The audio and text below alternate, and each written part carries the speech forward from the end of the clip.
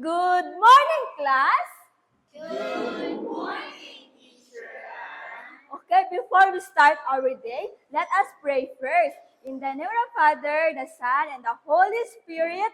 Amen. Good morning, class. Good morning, Teacher Anne. Okay, before you may take your seat, I want you to pick up some pieces of paper under your table and chair and arrange your chair properly in 5, 4, 3, 2, and 1. Okay, you may now take your seat. For our classroom rules, when somebody is talking in front, be quiet and listen carefully. Second is, when you want to answer or ask a question, just raise your hand. And lastly, respect each other. Is that clear? Yes, Teacher. Okay, very good. Who among you here can still remember our lesson yesterday? Anyone? Yes, Manaay? About solar system, Teacher. Very good. Our lesson yesterday is all about solar system. Now, if you really remember our lesson yesterday, I will give you an activity. Is that okay with you? Yes, Teacher. Are you all excited? Yes, Teacher. Okay, very good.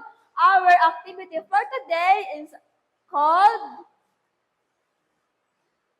Drag and Drop the Puzzle Game. All you need to do is drag the planets into their proper orbits and complete the entire system to finish the game. Are you all excited? Yes, Teacher. Okay, you may now start. Who wants to try our activity? Anyone? Yes, Ali? Come here in front. Place the planet into their proper orbits. Mercury.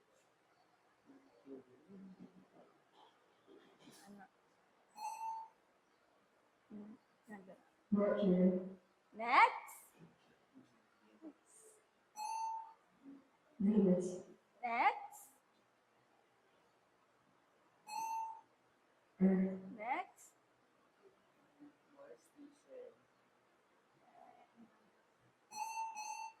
Mars, Wow, very good. Anyone who want to try?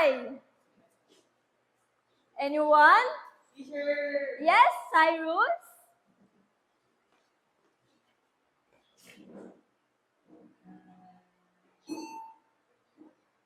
Jupiter, Next. Saturn,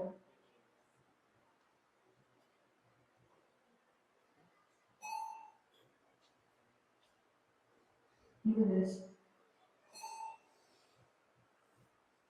Neptune, Wow, very good. Now, thank you for your participation, and I know that you really remember our last discussion yesterday.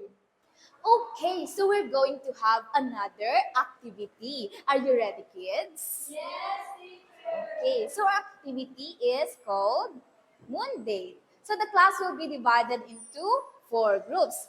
This will be Group 1, Group 2, Group 3, and Group 4. Okay, so each group will have one representative that will go in front of the class to identify if the moon phase models, which is here in front, matches the names that will be shown in the screen. So are you ready, kids? Okay, very good. Sige. The first one is the new moon. Which do you think is the new moon? Okay. Go ahead. This one, Teacher. Okay, very good. So the next one is waning crescent. Okay. Which one do you think is the waning crescent?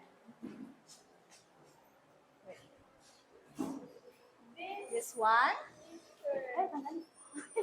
Okay, very good. The next one is first quarter. Ganyan, okay. Go in front. Okay, very good. Sige.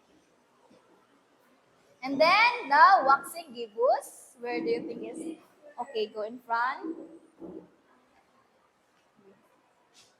This This one. teacher. Okay, very good. And then, how about the full moon? Okay, got Jasper. Which one do you think is the full moon? Ito, teacher. Alright? Okay, Yes, sige, ma'am. sige. Very good. Okay. So, how about the last quarter, class? Okay. Go in front. Sige. Which one do you think? The last quarter? Okay, asan ang hindi ko na... This one? This one? Okay. Very good. So, to know if your answers are correct, we're going to our objectives for today. Okay, please read with me. 1, 2, 3, go. At the end of the lesson, the learners will be able to draw the phases of the moon relative to the sun that people see from Earth. Okay. So that's our learning objective for this discussion. Now, earlier on our activity, you have seen how each moon phase looked like and how the moon changed its phase within a specific period, correct? Yes, teacher. This time, we will have another activity where you will use the knowledge gained from the previous activity. Are you ready? Yes, teacher. But before that, let me remind you of my instruction. Listen very carefully because once the activity period starts, I will not repeat the instruction anymore. Am I clear? Yes, teacher. Very good. Now, on the same group, this is group 1, group 2, group 3, and group 4. What you will do is draw the sun and moon alignment or position according to its phase, which will I present later on. But before that, kids, I will be giving you a T-chart, just like this, where you will paste your drawings. All right, let me paste it first here. So this is the T-chart.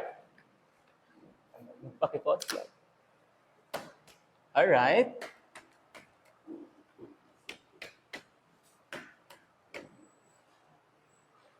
Okay, kids, you may add colors using your crayons.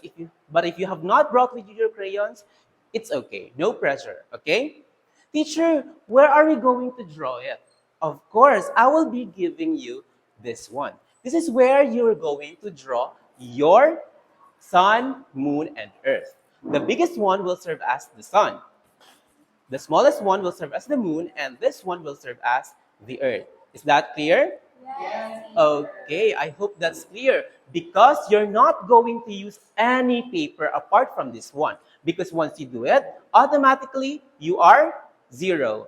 Am I understood? Yes, teacher. All right. So, what are you going to draw are the moon phases. So, here are the moon phases that you're going to draw. First is the, can you read? The second one is waxing crescent. And the third one is first quarter. Oh, I'm sorry for that. First quarter, followed by, which do you think? Waxing gibbous. The fifth one is, what do you think? The full moon, of course. Followed by the waning gibbous. To be followed by the, if there's first quarter, there is a third quarter. And lastly, the waning crescent. So here are your materials. Group 1, Group 2, and Group 3, and Group 4. I will be giving you 5 minutes to accomplish your task. Again, what are you going to do? You are going to draw the sun, moon, and earth. Where are you going to draw it? Okay, it's on the materials that I have given you. So, okay, so when your 5-minute time is up, you will present your accomplished task in front of the class. All right. Are we clear with that? All right. Go on with your work because your 5-minute time starts now. I-pause na siya. Before I may forget, this is the rubric of your activity. Teamwork, 10 points. Time-bound, 10 points. And accuracy, that's 10 points. Equivalent to 30 points. All right, as I checked your task, I found that only Group 3 got it right. Congratulations, Group 3. One of you must see me later at the office to claim your prize. All right, now I have a question. How do you think the moon phases affect our life on Earth? Yes, Barrett? Change on nights for teacher. Change on tides. What about you, Miss Janelle? They affect the cultural practices teacher. Oh, they affect the traditional agricultural practices. What about you, Miss Manaay? Ano was breathing and making season. Breathing and mating season. All of your answers will be answered as we go along with our discussion today. And now we are done with our discussion. So let's have another activity. With the same group earlier, you will going to make everybody please read. The class will be divided into 4 groups. Each group will create a digital art drawing featuring the sun faces on the moon with the theme of nature. Okay, so did you understand what you were going to do? Yes, teacher. Okay, so for the group 1, please read.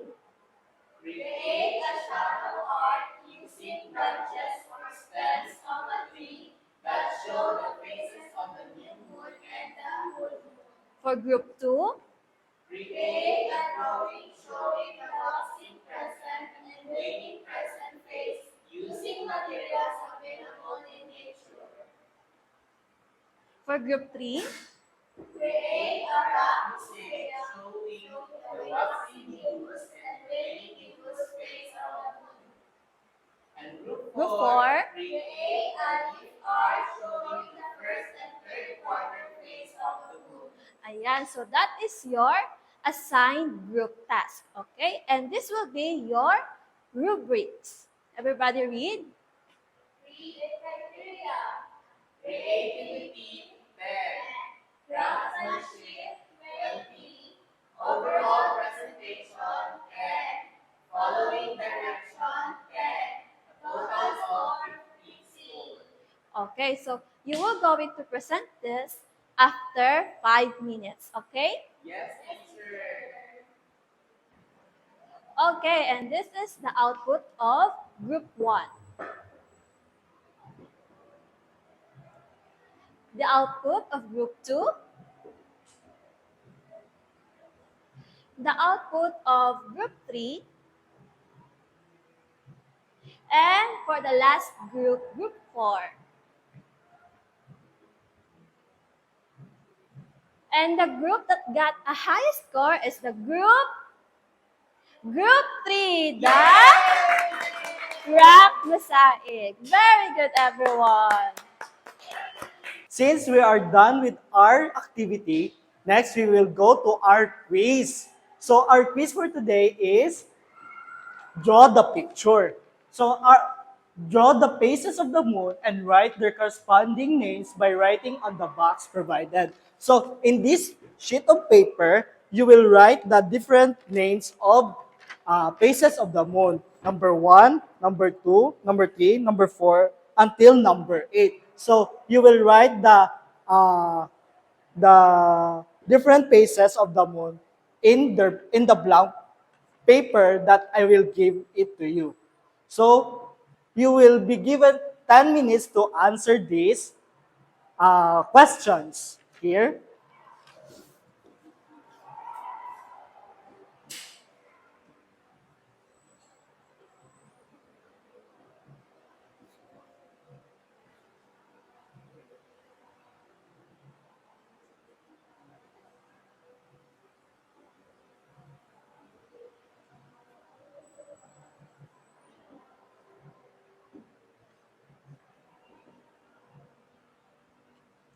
Are you done? Yes, teacher. Now let's check your answer. Who want to answer number 1? Teacher. Yes, Mr. Ali? New moon. Correct, new moon. Next? Next? Correct, Anne. Next, number 3. Who wants to answer? Yes? First quarter. Next one. Yes, Janil? Correct. Waxing gibbous. Number 5? Yes, Anne? Full moon. Number 8? Yes? Waning gibbous. Who got a perfect 8 score? So that's all for our lesson for today. Goodbye, class.